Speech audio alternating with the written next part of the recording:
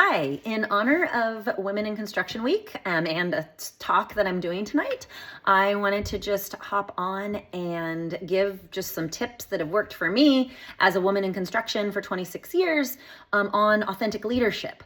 So my first tip is learn to be yourself in a room, whether that room was built for you or not. So when I started out 26 years ago, very ambitious and young, there wasn't a playbook for someone like me. It took me 10 years from inspector to being the first woman principal. So there was not someone just like me to watch and emulate and to tell me how to carry myself in a client meeting, to handle being talked over or not being listened to, how to ask for a promotion. And while it's not always necessary or practical to have someone who looks exactly like you pave the way, it does open some doors, and I just want to acknowledge that experience.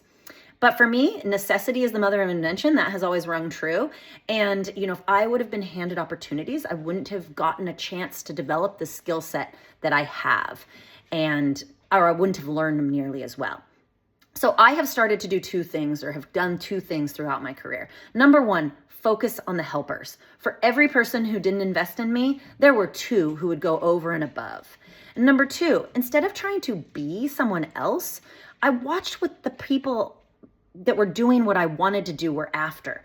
They were in consulting. That looked like putting clients first. It looked like listening very, very well. It looked like communicating clearly about budget and scope and outlining what can and can't be done.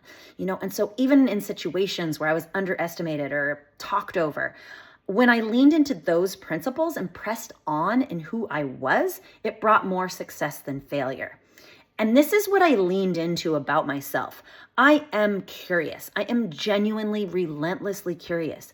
And I've never been afraid to ask questions. And it turns out a lot of people in our industry like to teach. And they want to tell you about what they do, why they do it, how they do it. So I leaned into that. I asked, I listened, I was curious. And a curious presence turns out to have its own kind of power and can be very disarming, especially in construction, which can be a louder, more confrontational environment sometimes. And when you get quieter or you ask questions, people have to listen to you. They lean in to hear you. They think about answering you. So the point being, I can't be someone else, but leaning into traits that come naturally might actually set you apart if you can harness them.